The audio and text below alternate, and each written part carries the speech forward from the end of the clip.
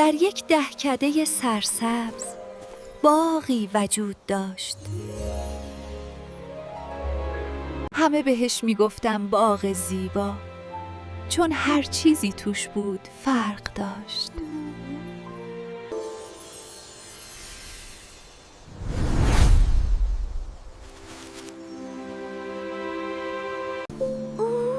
نه، چه اتفاقی افتاده؟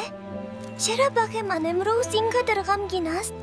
سودا، باغ تشنه است. چشمه روی تپه خشک شده است. شروع شده است. من باید الان به تپه بروم.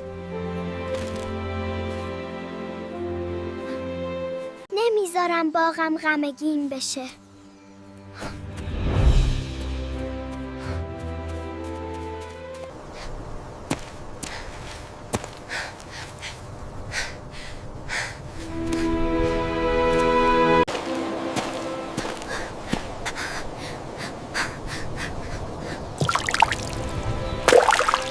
چشمه زمانی پر از زندگی از بین رفته بود. چشمه مهربان، لطفاً برگرد.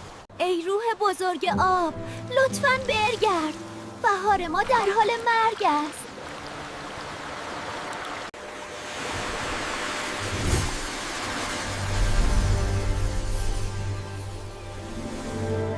درود بر سودا،